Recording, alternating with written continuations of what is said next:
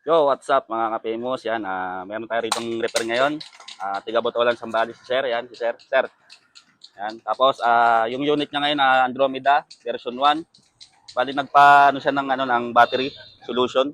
Nagpadagdag siya sa amin. Yan, ni-repair natin. Bali, isang taon yung unit ni Sir. Saka lang siya nagpaano ng battery solution. Yan. Sir, ayan na.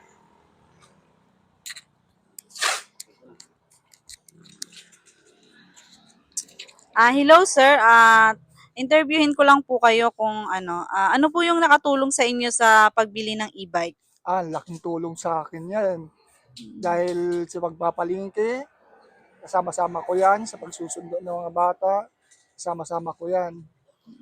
Yun lang. Nakakatipid po ba kayo sa Oo. pagbili ng e-bike nyo, sir? Mintas pag bibili ako ng gasolina, hindi na ako bibili sa e-bike na yan. Bali, malaking tulong talaga sa inyo Ang yung laki e-bike, pong sir. tulong yan sa akin.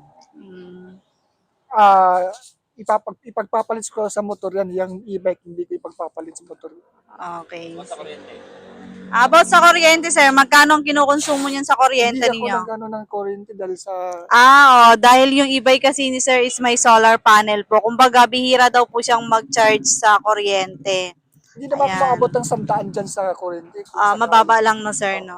Ayun, malaking tulong daw po kay sir yung pagbili niya ng e-bike dahil nakakatipid daw po siya sa pamasahe at higit sa lahat hindi daw siya naggagasolina. Ayun, thank you sir. Thank you.